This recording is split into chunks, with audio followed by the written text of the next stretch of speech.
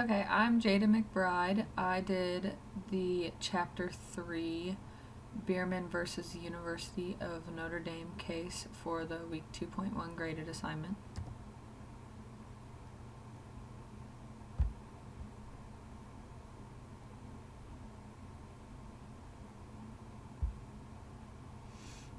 Facts of the case. The plaintiff was Christina Bierman and her husband James Bierman. And then the defendant in this case is the University of Notre Dame. So basically what this case was about, October 27th of 1979, Mr. and Mrs. Bierman go to a University of Notre Dame football game. They attend the full game. After it's over, they walk out into the parking lot, and it appears that two guys who are intoxicated, they think, have been fighting, and they finally stop and split up and part ways. And then Mr. and Mrs. Bierman approached one of the men, and he falls into Mrs. Bierman, knocks her over, and causes her to break her leg, all on the premises of University of Notre Dame. So that's just kind of an overall what this case was about.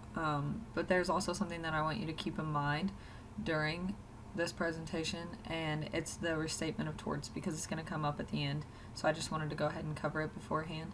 The restatement of torts says that a possessor of land who holds it open to the public for entry for his business purpose is subject to liability to members of the public while they are on the land for such a purpose for physical harm caused by the accidental, negligent, or intentionally harmful acts of third persons or animals, and by the failure of the possessors to exercise reasonable care to discover that such acts are being done or are likely to be done, or B, give a warning adequate to enable the visitors to avoid the harm or otherwise to protect them against it. So just something to keep in mind.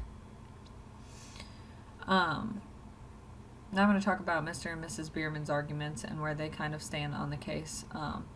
Ms. Bierman says that she was a business invitee, so in other words, the University of Notre Dame invited her to come to this game, and so they gave her 2 tickets, and that is why her and her husband ended up coming. Her other argument is that she was on university premises when this happened. Yes, they were in the parking lot, but it was still on the grounds of the game where a lot of the tailgating and things like that were going on.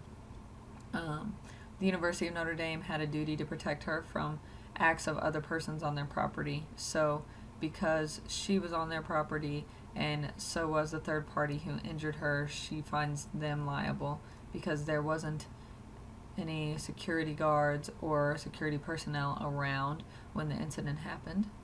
And then also that the university has the duty to police premises. The University of Notre Dame's arguments, they say that the university isn't responsible for the actions of a third person without knowledge of danger. So if they did not know that any of this was going on, if they didn't know that the 2 men were drunk, if they didn't know that Miss Bierman didn't run into them on purpose, they say that they are not responsible for the actions of the person who injured her. Another thing is that they like to argue is that the inviter is not the insurer of the invitee's safety. So yes, they invited Mrs. Bierman to come to the game, but that does not mean they have to insure her for anything that happens there or ensure that she is safe while she is there. The last thing, the university is aware that tailgating occurs in and around the stadium and that alcoholic beverages are involved. So they're a Division I university. They have a pretty good football program, so they know that a lot of people are going to be tailgating before, during, and after the football game, and along with tailgating comes drinking alcoholic beverages, and so they are aware that yes, there's going to be a lot of that going on, and yes, that it is happening on their facility, but they can't just expect everybody to know it. So the court findings of this case, at first Notre Dame was not found responsible for Miss Bierman's injuries. Miss Bierman didn't like that, so she appealed and took it to appeals court.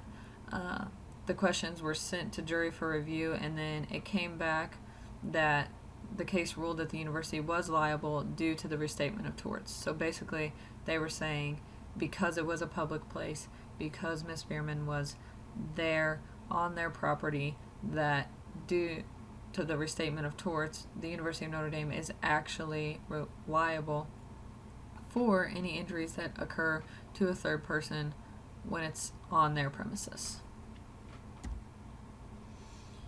Implications. Ushers and security guards should have been present on the premises.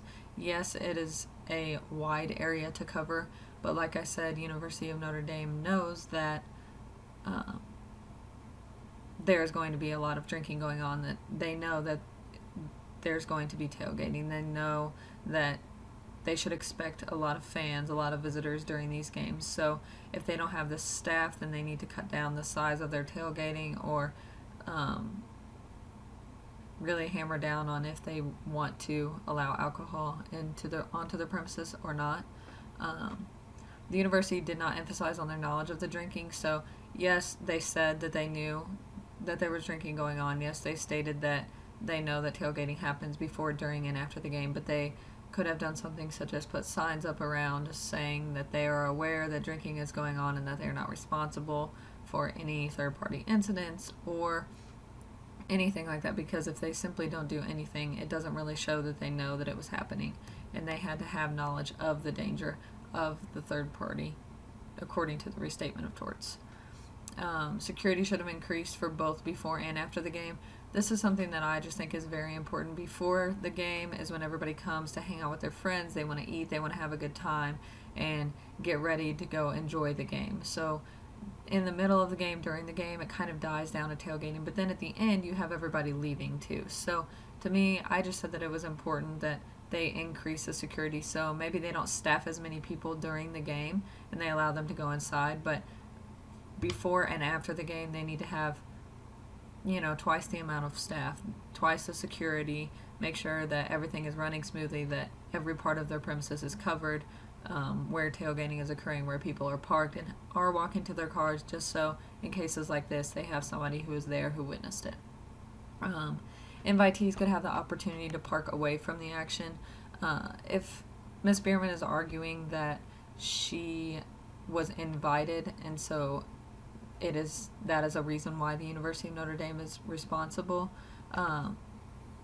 if they would have made a specific area where these are the people that we're inviting and staffed that area with their own security guards, with their own ushers, with things like that, then they could have maybe avoided another problem that they ran into. And then lastly, I said the university did not take proper precautions, not having anybody there, not really doing anything about it when they found out about the situation. I think that's another big thing. And then just making sure that they were following all the rules that they should have been following, posting the signs that they needed to have posted, just doing the things that they're supposed to be doing. That is it.